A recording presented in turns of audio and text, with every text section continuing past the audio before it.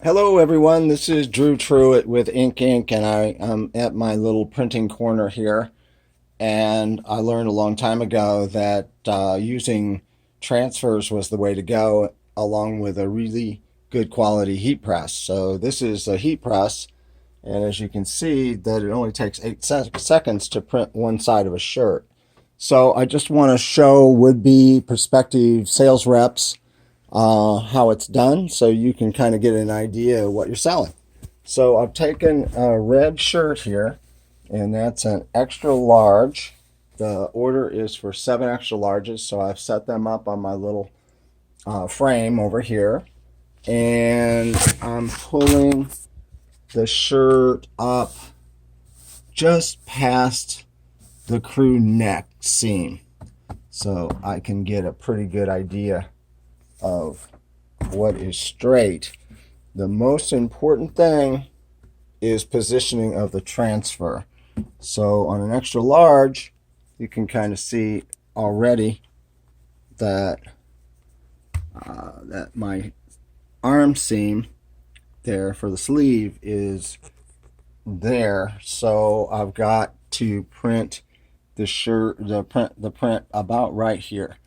So what I like to do is just quickly test the centering of the shirt. That looks good.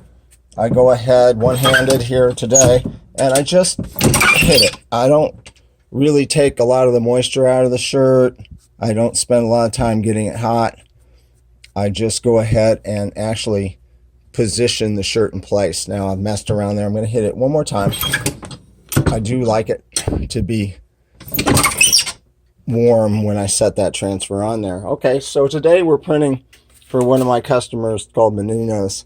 You see there on the Mannino's print, it's pretty centered, so I don't have to cut it, but it is got a lot of room at the top, so I want to go ahead and err on the high side because the design is actually towards the bottom of that print.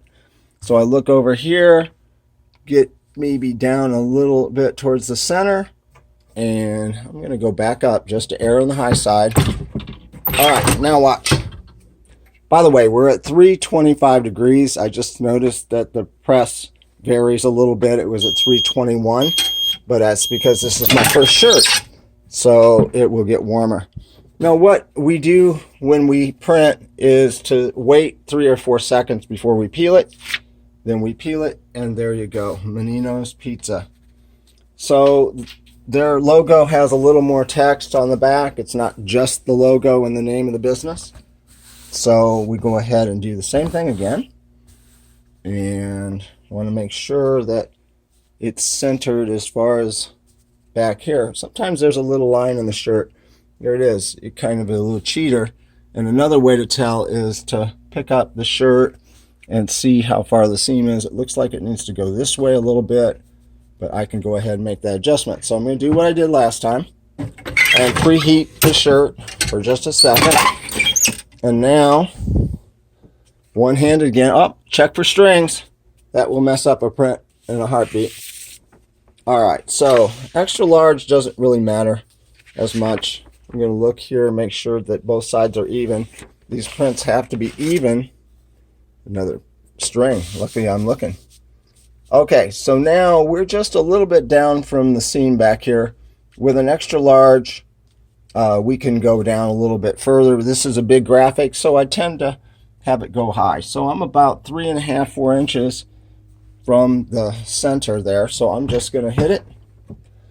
And this is the last part of printing the shirt. So for everybody who wondered how it was done, this is a little alternative method, but it works just as well, and I can explain in another lesson better. 1, 2, 3, 4. Okay, there it is.